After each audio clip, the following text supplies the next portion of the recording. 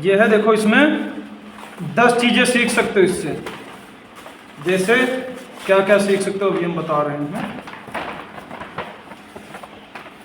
सबसे पहले 1 से 100 तक की गिनतियाँ, ठीक, 1 से 100 तक की गिनतियाँ देखो इसमें लिखी हैं, 1 से लेके 100 तक गिनतियाँ सीख सकते हो।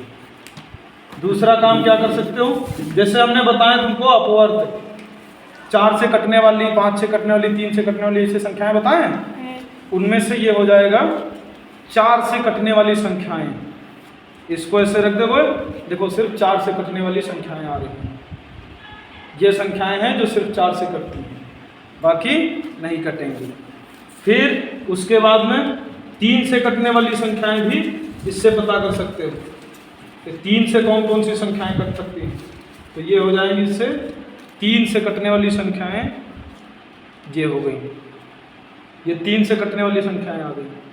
उसके बाद में तुम चाहो आरोही क्रम अवरोही क्रम जो बताया है उसको भी देख सकते हो। इसको कहीं भी रख दो ऐसे, ये चार्ट, इधर को ये आरोही क्रम हो जाएगा, इधर को अवरोही क्रम। अवरोही मतलब घटते हुए और बढ़ते हुए क्रम, ये हो जाएगा। और सम विषम पढ़ा है, तो सम विषम पढ़ने के लिए भी इसको ऐसे रख दो। देखो ये आ गई तुम्हारी सारी सम संख्याएं, ये इतनी सम संख्याएं होती हैं। और विषम संख्याएं देखनी है, इधर को रख दो, ये हो गई तुम्हारी सारी विषम संख्याएं, ठीक, ये इतनी विषम संख्याएं, ये भी इससे पढ़ सकते हो। और जैसे जोड़ घटाना होता है, पूर्ववर्ती अनुवर्ती संख्या पढ़े हो, पूर्ववर्ती, ये देखो इसको कहीं भी रख दो, कहीं भी रखा, जैसे हमने यहाँ पे रखा 45। अब इसकी पूर्ववर्ती संख्या देखनी है हमें, इसको उठाएंगे, ये पूर्ववर्ती संख्या। अनुवर्ती संख्या देखनी, इसको उठाएंगे, ये अनुवर्ती संख्या होगी, ठीक, इससे ऐसे निकाल लेंगे।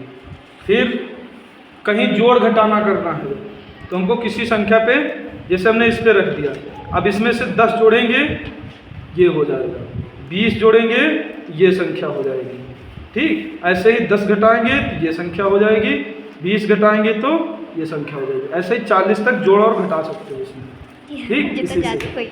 हाँ?